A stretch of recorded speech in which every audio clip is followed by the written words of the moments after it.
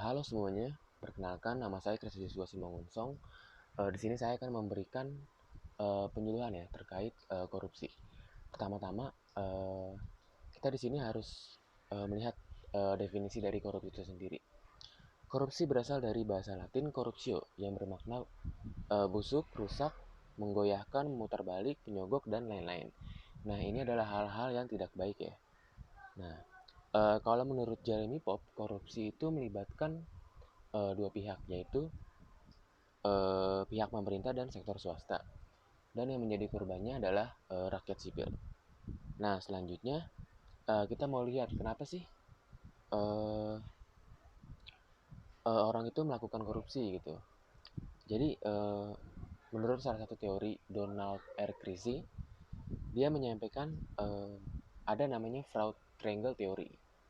Nah, isi dari teori tersebut adalah yang pertama itu orang melakukan korupsi karena adanya pressure atau tekanan ya.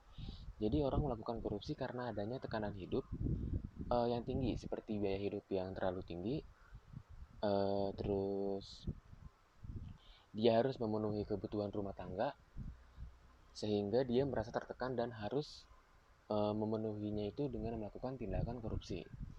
Selanjutnya yang kedua adanya opportunity atau kesempatan, yaitu akibat dari sistem yang lemah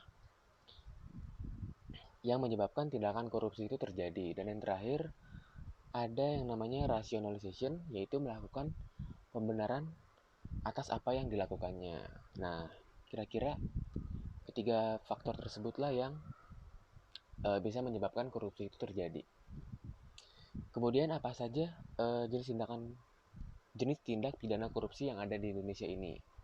Nah, kira-kira menurut Undang-Undang Nomor 20 Tahun 2021, setidaknya ada 30 bentuk tindak pidana korupsi, seperti pemerasan, suap, dan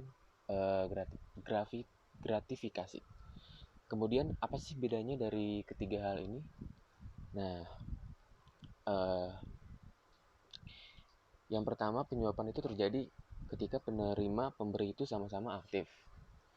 Sedangkan untuk pemerasan itu si pemberi dalam keadaan terpaksa, atau bisa dibilang si penerima sangat aktif memeras atau memaksa si pemberi itu sendiri.